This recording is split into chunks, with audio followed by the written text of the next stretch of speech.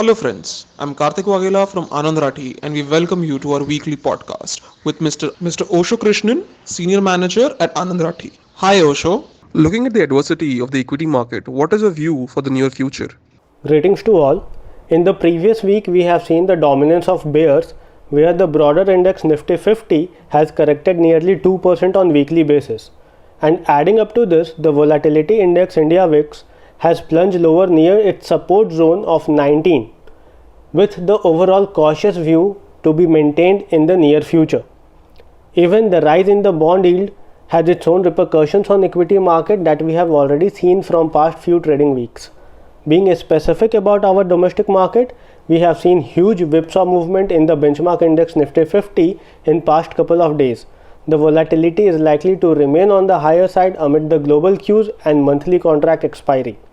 From here, looking at the technical parameter where the Nifty is hovering near the 38.2% of Fibonacci retracement, which is placed around 14,730 levels, we could expect Nifty to respect the same, while any correction from the said level could plunge the index towards the previous swing low of 14,500 odd zone. Even further, it could be dragged towards 14,300. Simultaneously, on the higher side, 15,000 could be seen as the crucial resistance zone. On the other hand, where we have seen underperformance of Bank Nifty from past couple of weeks, where it failed to sustain at higher levels and corrected from the overbought zone, this could be seen as a major concern as the overall banking sector on technical chart is looking quite sluggish amid the strong bearish candle it has formed on weekly time frame. However, there could be some sort of blip from the ongoing downtrend. On technical levels, the Bank Nifty has resisted from 123.6% of Fibonacci retracement and is heading lower. The immediate support for the index could be seen at 33,500 odd zone, breaching which 33,000 or 32,600 could be tested in coming weeks. While on the higher side, if it breaches above the immediate hurdle of 35,000, then only we could see some reversal in the current trend. However, the overall stance remains to be cautious, and stock specific action should be considered at given point of time. What does the derivative data suggests ahead of the monthly contract expiry?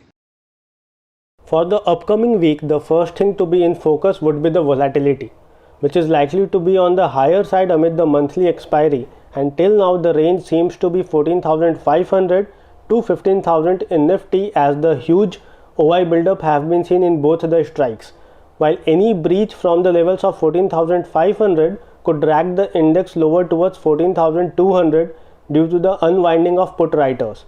On the higher side, 15,000 call option has the maximum OI concentration, hence this could be seen as a crucial level to look for in the coming week.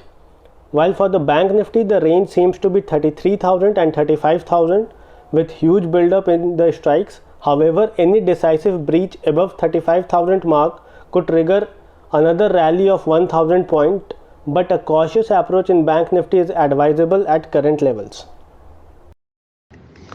At present, which sector or stocks should be the prime focus for the short-term investors?